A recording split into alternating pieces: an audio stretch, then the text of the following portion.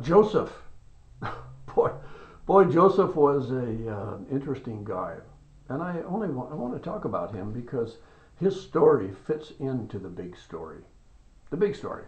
You remember Abraham's covenant? God makes a covenant with Abraham. He says, "I'll make a nation out of you." Now, I want you to remember this about a nation. In order to have a nation, you need people, you need law, you need land. Joseph fits into the Abraham story under the heading of people. As a result of Joseph, that his family, Abraham's descendants, go down into Egypt for 400 years. Now, do you remember that in Genesis, the 15th chapter? That's where God said to Abraham, "I'm going to see that your family goes into a land that is not their own. And there they will be enslaved and mistreated for 400 years. Now, how's that going to happen? How's that going to come about? Well, the way it comes about is Joseph. Joseph, read it there in the later chapters of the book of Genesis. Joseph is a dreamer. He's a special boy. His father really loves him. And one day he says to his brothers, "I've been having a dream. I have a dream. I've been having a dream that the sun and the moon and 11 stars are going to bow down to me." His family said, "Let's get this right.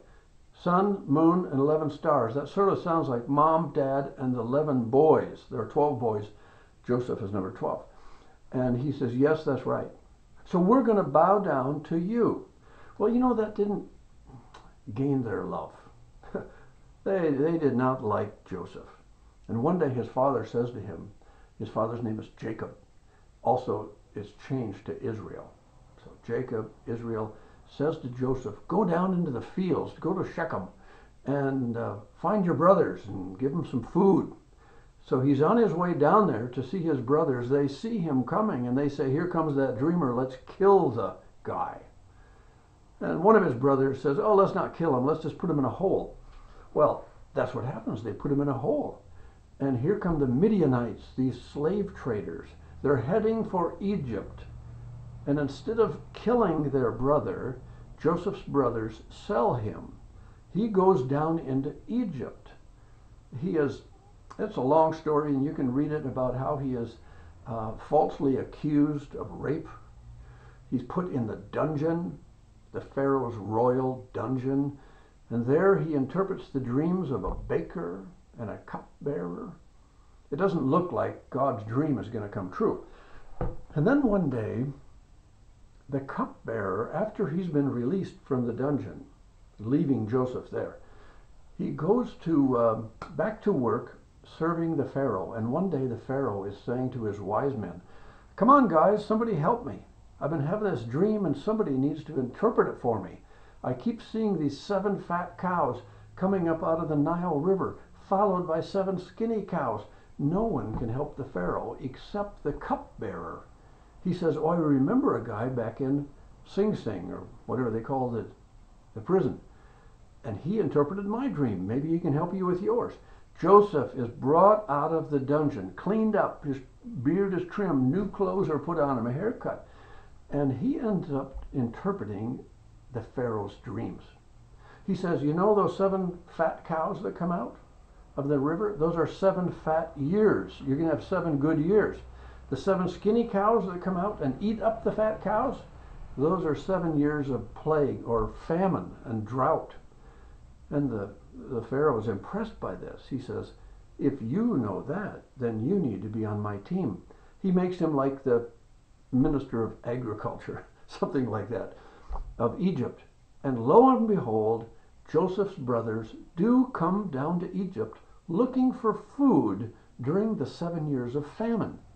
And who do they run into? Their brother.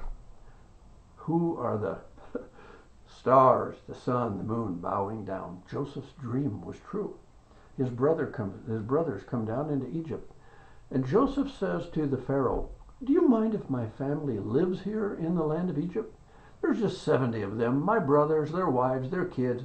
Oh, the Pharaoh says, "No problem." They come down into Egypt. And there they live in what I call the incubator. An incubator is a synthetic environment. You know, like you put a baby in when it's first born to keep it warm. Even though the room temperature is 72, the baby gets a warmer area. Synthetic atmosphere. And that's what happens. Joseph's family grows from 70 to 700 to 7,000.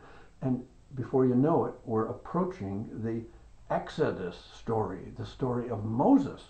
Because Moses is the one who, after the people are established, you need people, law, and land. Moses is going to come along, take those people out of Egypt into the desert where they're going to get the law. But that's another story. That is the Moses story. So this is the Joseph story. God developing a group of people, his own people, this new nation that he promised Abraham. And soon they'll be heading for the promised land. That's what we need. People, law, and land. Well, that's the Joseph story. I just thought it would be nice to sort of package it together.